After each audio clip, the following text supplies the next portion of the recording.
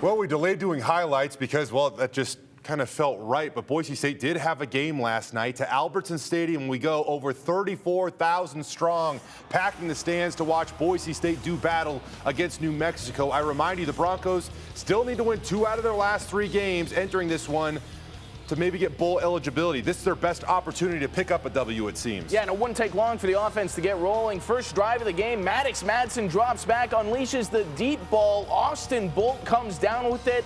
He's all alone en route to the end zone. First catch last week, first touchdown of his career this week. Special moment for a guy who had to put all that work in, recovering from a broken leg last year. They also went for 2, starting out up 8-0.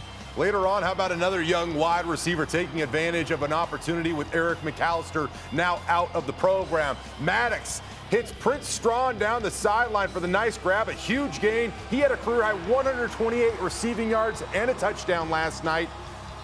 But here we go to George Holani just a few plays later in the second quarter. Yeah, setting it up. He's looking like his old self, a familiar sight as he breaks into the end zone. He had 95 yards on 16 touches, another 43 through the air, looking a lot more explosive. Now, New Mexico was keeping pace early on in this game, but here's the momentum shifter.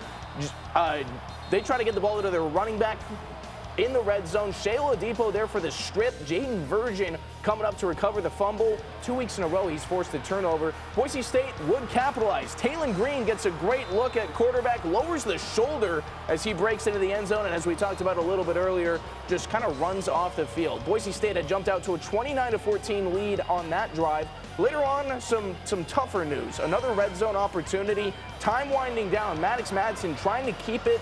He gets hit. After the play, he would get carted off. It looked like he was reaching for his knee. We didn't get any official word from the team. Didn't return to the game. Finished the night with 202 passing yards, 2 passing TDs.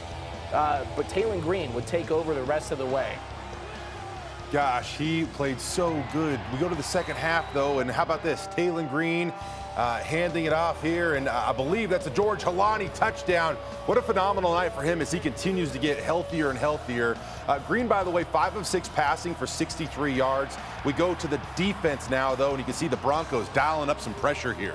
Yeah, I mean, the guy to watch last night and throughout this last stretch of the season, Ahmed Hassanin. He finished with 2 sacks. Andrew Simpson and Braxton Feely each had half a sack. Shea Oladipo continues to turn it on. He had 3 tackles for loss. So great effort all around in this one. A complete win, 42-14. The Broncos now stand only 1 win away from bowl eligibility. They're even in the race for the Mountain West title game.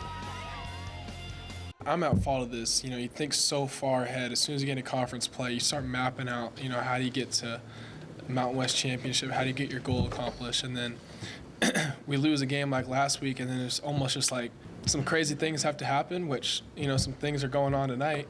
But right now we're going to play for each other. We're going to play for the love of the game. And it's almost a freeing feeling in a sense, but there's still a grind of a process to get through over the course of a week. But to come out here and be able to play, and guys like Austin Bolt and Prince stepping up is huge, man. I'm so excited for them. And it's just a good team win.